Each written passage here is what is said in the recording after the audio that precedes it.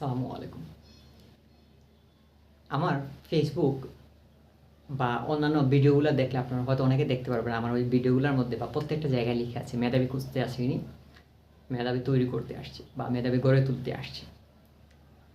তো এই কথাটার বিস্তারিত জায়গায় যে আমি যে কথাটা লিখছি সেটা হচ্ছে কি, পড়ালেখা জিনিসটা হচ্ছে কি সহজ, আনন্দদায়ক এবং উপভোগ্য।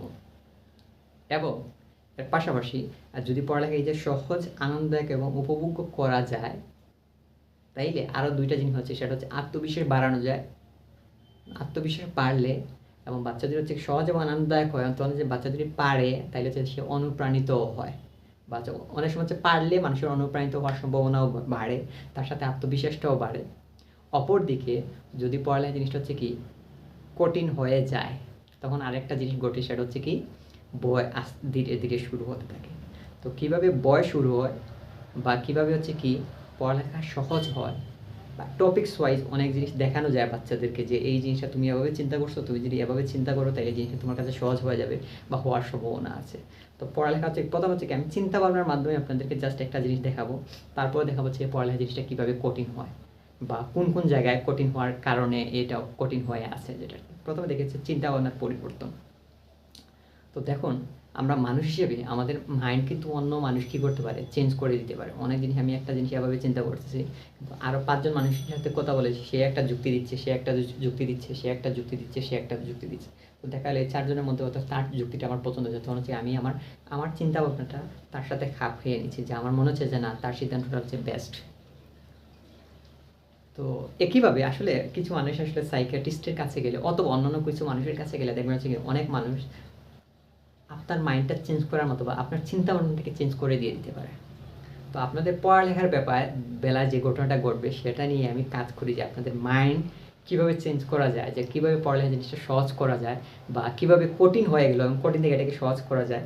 এটার অনেকগুলো উদাহরণ দিতে পারবো, যে বাচ্চাদের বেলায় হচ্ছে এই জিনিসটা আর একটু পড়ালেখা নিয়ে হলে তাকে তাৎক্ষণিক সামনাসামনি হচ্ছে জিনিসটা আর একটু সহজভাবে বোঝানো যায় ভিডিওর মধ্যে হচ্ছে। কারণ হচ্ছে প্রত্যেক বাচ্চার চিন্তা ভাবনা প্রত্যেক আলাদা আলাদা টপিকস আছে, তো তাকে টপিকস ধরে ধরে তাকে বুঝাই দিতে হবে যে দেখো, এই জিনিসটা এভাবে চিন্তা করলে কঠিন, আবার এই জিনিসটা আবার অন্য একটাভাবে তুমি চিন্তা করলে হচ্ছে কি সহজ হয়ে যায়।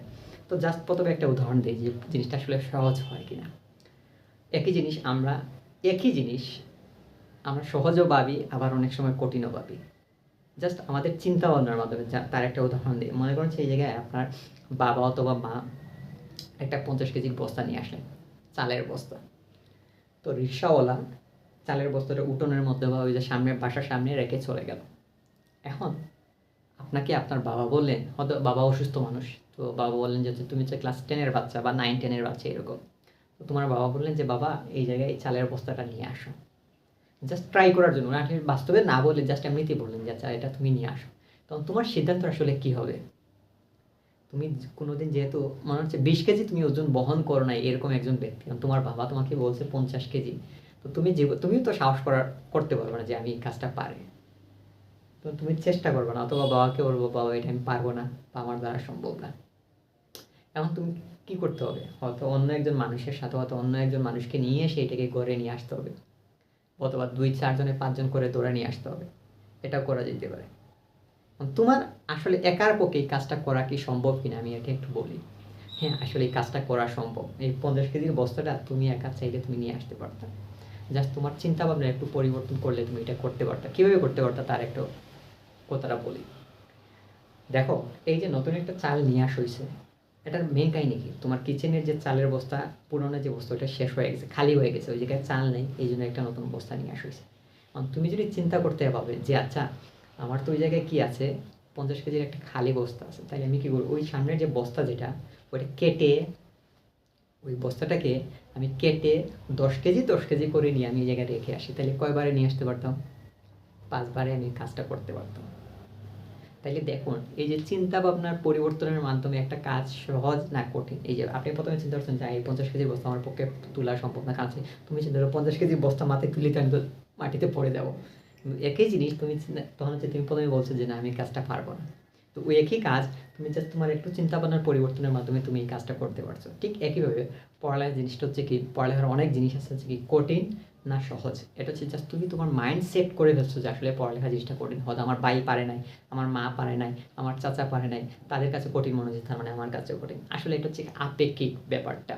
পড়ালেখা সুখ এবং দুঃখ যেরকম হচ্ছে কি আপেক্ষিক, ঠিক তেমনই পড়ালেখা জিনিসটা হচ্ছে কি একটা আপেক্ষিক ব্যাপার। পড়ালেখা জিনিসটা সহজ না কঠিন সেটা হচ্ছে আপেক্ষিক একটা ব্যাপার। ওটা যে তুমি কিভাবে চিন্তা করবা সেটার উপর ভিত্তি করে হচ্ছে কি তোমার পড়ালেখার সিদ্ধান্তটা হবে যে পড়ালেখা জিনিসটা কঠিন না সহজ। এজন্য চিন্তাভাবনা পরিবর্তন করুন।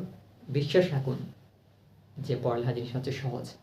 পরবর্তী আরও অনেকগুলো এই যে মেধাবী খুঁজতে আসিনি, মেধাবী তৈরি করতে আসছি, এটার ধারাবাহিক যে প্রক্রিয়া যেটা কেন কীভাবে আমরা করতেছি, তাইলে ওই যে একটা হচ্ছে আপনাদের চিন্তাভাবনার পরিবর্তন বললাম, এটা নিয়ে আজকে কথা বলবো, বলেছি। এর পরবর্তী বিষয় ভিডিওগুলোতে হয়তো পরবর্তী ধাপগুলো যে পড়ালেখা কীভাবে সহজ করা যায় বা পড়ালেখা কীভাবে কঠিন হলো বা হলো বা কেন হচ্ছে বা কেন আমরা এখনও চেষ্টা করে যাচ্ছি কিন্তু রেজাল্টটা খারাপ হচ্ছে, এগুলো নিয়েও ধারাবাহিকভাবে আপনাদের সামনে ভিডিও নিয়ে আসবো। আজকে এতটুকু পর্যন্ত। আসসালামু আলাইকুম।